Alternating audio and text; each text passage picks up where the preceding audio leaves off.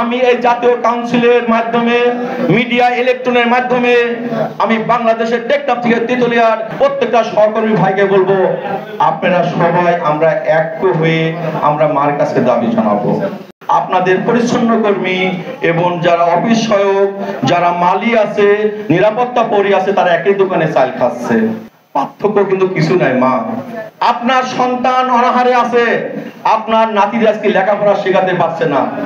আমি এই জাতীয় কাউন্সিলের মাধ্যমে মিডিয়া ইলেকট্রনের মাধ্যমে আমি বাংলাদেশের টেকনাফ থেকে তেতুলিয়ার প্রত্যেকটা সহকর্মী ভাইকে বলবো, আপনারা সবাই আমরা এক হয়ে আমরা মার কাছে দাবি জানাবো।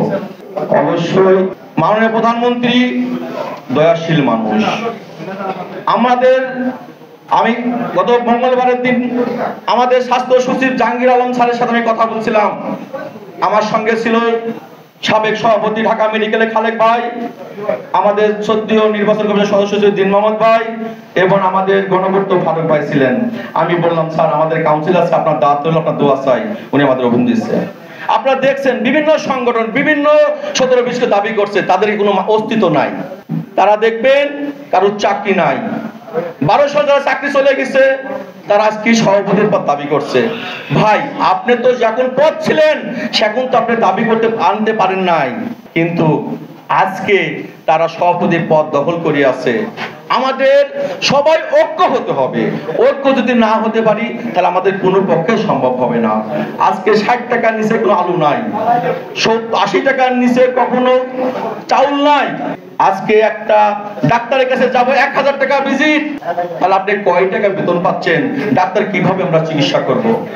আজকে আমরা যে এর আগে মানববন্ধন করছি জাতীয় প্রেস ক্লাবে, এই 17-20-এর অভিজ্ঞতায় আমরা আপনাদের মাঝ থেকে, আপনার মিডিয়ার মাঝ থেকে, সবার কাছ থেকে আমরা 5% দিয়েছি, সেটা আমাদের গ্রহণযোগ্য নয়।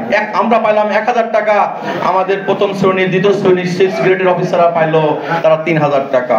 আমাদের কোনো পার্থক্য হলো না। আমাদের সহকর্মী ভাইদের কিছু অন্যায় ভাবে অফিসারের কাছে বলতে গেলে অন্যায় ভাবে তাদেরকে বদলি করে, কিন্তু আমাদের সেই পরিবেশটা হয় না। আপনাদের মিডিয়ার মাধ্যমে, ইলেকট্রনের মাধ্যমে আমি আপনাদের কাছে 5টি দফা দাবি পেশ করতে চাচ্ছি। বাংলাদেশ 17-20 গ্রেডের সরকারি কর্মচারী কেন্দ্র কমিটির 5 দফা দাবি আপনাদের মাধ্যমে আমরা পেশ করতে চাচ্ছি। 1, নবম জাতীয় বেতন কমিশন গঠন করতে হবে এবং কমিশনার কর্মচারী প্রতিনিধি রাখতে হবে। সর্বোচ্চ বেতন 25,000 টাকা নির্ধারিত করতে হবে। 2, আউটসোর্সিং পদ্ধতি সম্পূর্ণভাবে বাতিল করতে হবে। সকল আউটসোর্সিং কর্মচারী রাজস্ব খাতে স্থানান্তর করতে হবে এবং মাননীয় প্রধানমন্ত্রী 2015 সালে ঘোষণা অনুযায়ী সকল কর্মচারী ব্লক পাস বাতিল করতে হবে। সচিবালয়ের ন্যায় সকল দপ্তর অধিদপ্তর 17-20 গ্রেড কর্মচারী সিলেকশন গ্রেড প্রদান করতে হবে এবং অভিনীত নিয়োগ বিধি চালু করতে হবে। কর্মকর্তা কর্মচারীর প্রতি 5 বছর পর পর উচ্চ গ্রেড প্রদান করতে হবে। 4, পূর্ব ন্যায় শতভাগ পেনশন উত্তোলিত সুযোগ সহ গ্র্যাজুয়েটের হার 1 টাকা স্থানে 500 টাকা নির্ধারিত করতে হবে। 1973 সালে বঙ্গবন্ধু কর্তৃক ঘোষিত বেতন স্কেল 1 হতে 10ম গ্রেডে পুনঃ নির্ধারিত করতে হবে। নিয়োগ ক্ষেত্রে বাংলাদেশ রেলের ডিপার্টমেন্ট ন্যায় 40% পোষ্য কোটা সংরক্ষণ করতে হবে। পুলিশ ন্যায় রেশন ব্যবস্থা করতে হবে। নার্স ন্যায় পোশাক টাকা বেতন সাথে সময় করতে হবে। বাড়ি ভাড়া 80% করতে হবে। চিকিৎসা ভাতা 3000 টাকা করতে হবে। শিক্ষা ভাতা 2000 টাকা করতে হবে। যাতায়াত ভাতা 2000 টাকা করতে হবে। টিফিন ভাতা 1500 টাকা এবং ধুলাই ভাতা 1000 টাকা করতে হবে।